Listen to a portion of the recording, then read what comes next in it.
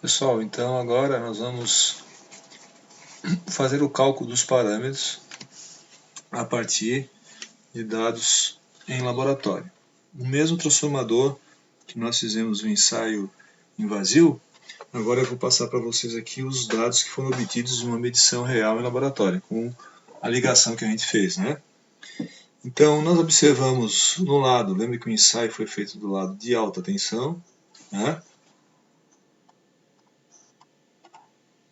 Lado de alta tensão, que no nosso caso é 220 volts, né? Com baixa tensão em curto. Corrente nominal, no lado de alta tensão, 4,5 amperes. Então, com baixa tensão em curto, o lado baixa tensão em curto, nós aumentamos a tensão gradativamente até obter corrente nominal, certo? Nesse caso, a corrente que foi obtida, 4,5 amperes, que é a corrente nominal, né? Quando a corrente chegou em 4,5, a gente parou de medir a tensão e a medição da tensão, para esse caso, foi 8 volts. Com 8 volts, a gente já consegue, no lado de AT, 4,5 amperes, com a baixa tensão em curto. E a potência medida no wattímetro deu 30 watts. Certo? Então agora, calculando os parâmetros, nós vamos primeiro calcular com as fórmulas que a gente já passou para vocês, né? O cosseno de φCc, certo? Para depois achar o Z equivalente e, finalmente, os parâmetros, certo? Então, o cosseno de φCc, a potência em curto-circuito, PCC, sobre V1 de curto-circuito e 1 nominal. Então, aqui a gente tem 30 watts, 8 volts e 4,5 amperes. Fazendo esse cálculo aí na calculadora, 30 dividido por 8 vezes 4,5.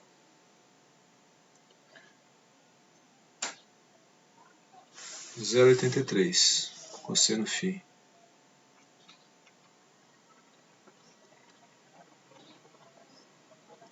Né?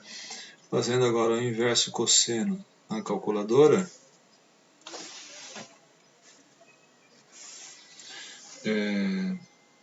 o cosseno já está em graus, deixa eu ver a calculadora já, está em graus lá em cima, né? Inverso cosseno da resposta, que é esse aqui. Então eu tenho que clicar em resposta,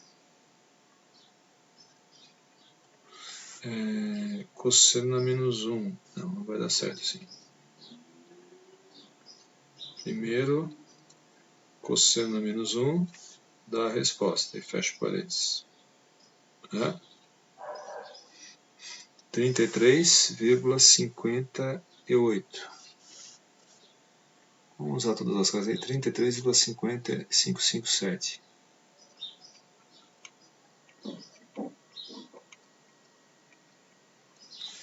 Bom, agora a gente calcula o módulo da impedância em curto-circuito, que é a tensão de curto, dividido pela corrente nominal.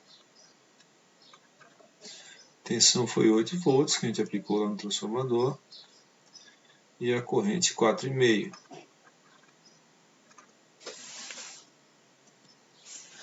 Então, 8 dividido por 4,5, 1,77.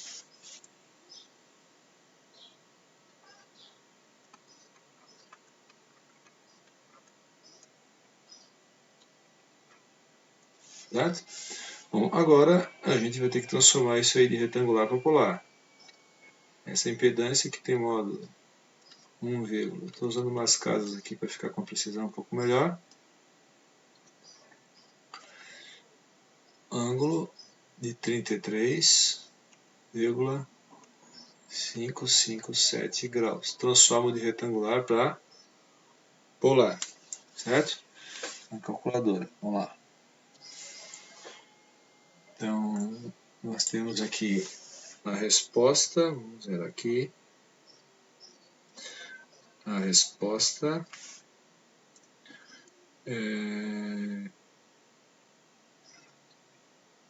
com ângulo, outro ângulo aqui, 33,557.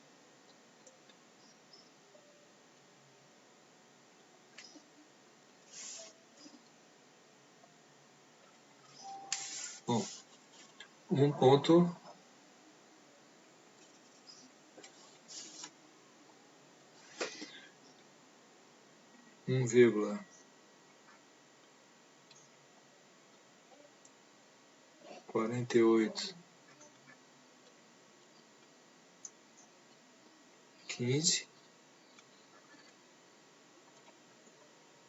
mais J 0,9827. Bom, agora pessoal, eu tenho R2 igual a R2' igual a R equivalente sobre 2. 1,4815 dividido por 2, né? A resistência equivalente, que é essa aqui. Isso aí vai dar 0,741 aproximadamente.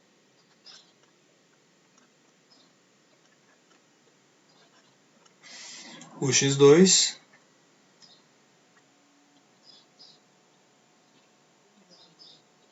desculpa, aqui não é R2, né, pessoal? É R1, né?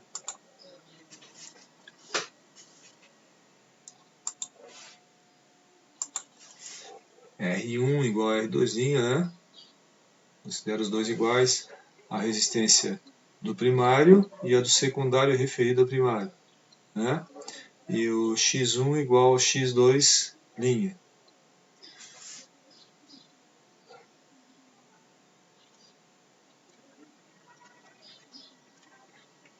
Igual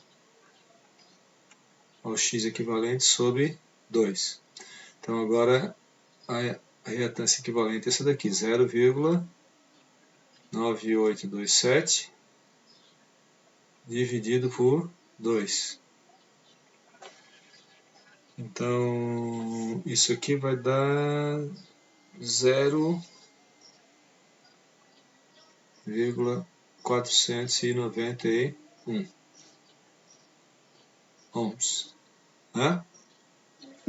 Bom, agora como a gente viu, o A, né, fazendo VAT sobre VBT aproximadamente, ou para ser mais preciso, NAT sobre NBT, a gente já tinha feito isso no ensaio de relação de transformação e tinha encontrado 1,93. Né?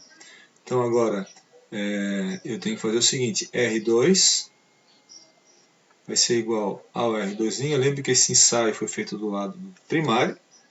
Então, para eu voltar para o secundário, né, eu divido por A ao quadrado. Ou como ele foi feito lá de alta tensão, né, para ir para baixo, onde os parâmetros são menores, definindo essa relação de transformação aqui em relação a alta e baixa tensão. Né, no lado de baixa, né, isso aí foi feito do lado de alta, né, referido a alta, eu tenho o R2'. E agora eu quero saber quanto é que é o R2 lá na baixa, lá no 110, né?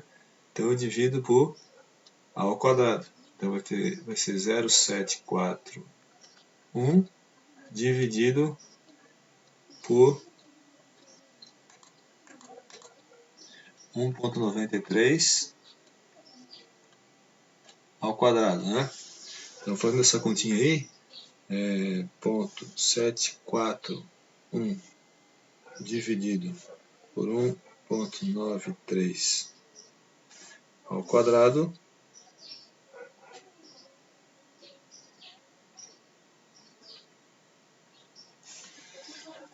eu tenho 0,199 ohms para o R2, certo? No caso do X2, a mesma coisa. Eu tenho o X2 referido ao primário, que é a alta tensão, para achar na baixa, lá no 110, eu tenho que dividir por A ao quadrado. Então, 0,491 dividido por 1,93 ao quadrado, né? Usando esse conceito de alta e baixa tensão, né? Onde eu tinha visto para referir o ensaio feito na alta tensão, né? Ensaio feito na alta tensão, né? Portanto, aqui é o circuito equivalente referido a alta. Para achar o valor do R2 e do X2 lá na baixa, então eu pego esses referidos ao primário aqui e divido por A ao quadrado, né? Divido por A ao quadrado, como a gente já tinha visto aqui, né? Eu acho na alta, tenho que dividir por A ao quadrado para achar na baixa, certo? Faço a mesma coisa para o X2, linha, para achar o X2, e do R2 para achar o R2, certo? Pego o R2, divido por A ao quadrado, e daí eu acho o R2, né? Então aqui agora, só fazer o cálculo, né? Vamos fazer o cálculo aqui. 0,491 dividido por 1,93 ao quadrado. 0,132. Ah, tá certo o que eu fiz aqui? Bom, esses valores são na alta tensão, na baixa tem que dar menor, né? E na baixa a gente tem poucas espiras com um fio mais grosso, né? O que dá uma resistência e uma reatância menor, né? Então, na verdade, esses valores aqui são na alta tensão, que foi onde o ensaio foi feito, né? Depois eu referi para baixa, dividindo por A ao quadrado. Note que essa definição aqui vai dar um A sempre maior que 1, ao contrário de quando a gente faz N1 sobre N2. Pode dar maior ou menor conforme o trafo é elevador ou abaixador. Mas assim, a alta tensão é sempre maior que a baixa, tem mais espiras que a baixa, sempre vai dar um número maior que 1. Refere para alta, multiplica por A ao quadrado, fica maior o valor dos parâmetros. Refere para baixa, divide por A ao quadrado, vai ficar menor, é o que aconteceu aqui, certo? Então, esses valores aqui são os valores da resistência e da reatância de dispersão do enrolamento de baixa tensão, né? Que nesse caso aqui é o secundário, certo, pessoal? Com isso, nós conseguimos, com os dois ensaios, todos os parâmetros do circuito equivalente, que é o mesmo transformador que foi ensaiado. Então, nós determinamos o RP e o XM no ensaio vazio, e agora o X1, R1, X2 e R2, tá? Para fazer o ensaio, para fazer calcular os parâmetros, o que interessa é esse ponto, corrente nominal. Da mesma maneira que no ensaio vazio, o que interessava era o ponto da tensão nominal. Tá? Mas, como nesse caso aqui não tem perdas no ferro, né, as perdas que o vatímetro lê, quais vão ser? Né? I1 nominal vezes o R equivalente ao quadrado. Desculpa, R equivalente vezes o I1 nominal ao quadrado, R quadrado, né? Então, o que o vatímetro vai ler é só perdas Joule, perdas no cobre. Então, R e quadrado, isso indica que as perdas no cobre, né, medidas nesse ensaio em curto-circuito, elas são quadráticas com a corrente, né? Então, só para verificar essa tendência, não para calcular os parâmetros, porque os parâmetros são calculados apenas no ponto de corrente nominal. Mas o que a gente fez? A gente começou a diminuir a tensão mais no ensaio, tá? Para ver o que acontecia com as perdas. É claro que aqui a precisão não fica muito boa, porque os nossos vatímetros não têm uma escala de tensão e corrente muito baixa. Né? Aqui no caso precisaria de uma escala de tensão baixa, né? Corrente alta. Certo? E nós medimos então uma corrente um pouco menor. Mediu para 4 amperes. Tá? Para 4 amperes foi preciso 7,2 volts só. Tá? E a potência deu 24 watts. Depois a gente diminuiu mais ainda aqui para 3,5 amperes. E aí a tensão necessária foi só 6,5 volts. E a potência deu 20. Tá? Depois a gente diminuiu para 3 amperes. E aí a tensão necessária foi 5,9. E a potência deu 12. Note que aqui já fica meio difícil no nosso watímetro, a gente tem uma precisão boa, tá? E daí a gente diminuiu ainda mais aqui a corrente. Foi a 2,3. Deu 4 volts aqui apenas. E a potência deu 9 watts. Foi uma das equipes, tá? No laboratório, os próprios alunos obtiveram esses dados, certo, pessoal? Eu tracei então a curva da potência em curto-circuito pela corrente, só para a gente perceber que isso aqui deve dar uma relação quadrática, afinal P é R equivalente, PCC equivalente vezes I ao quadrado. Né? Fazendo essa curva com esses dados, a gente obteve, eu já desenhei aqui para vocês, ó, então a potência em curto-circuito em função da corrente. Aqui os pontos foram ligados, mas a gente vê que tem um ponto aqui que está um pouquinho fora, até por causa da precisão, né? Mas dá claro, em zero, a tensão zero daria uma corrente zero. Eu coloquei esse ponto 0,0 aqui, né? Apesar de não ter sido medido, óbvio. Essa tensão não teria corrente, né, pessoal? Mas a gente percebe que, apesar de ter um ponto aqui um pouco fora, que realmente tem uma tendência quadrática, né? Das perdas em curto-circuito em função da corrente. Tá bom, pessoal? Obrigado.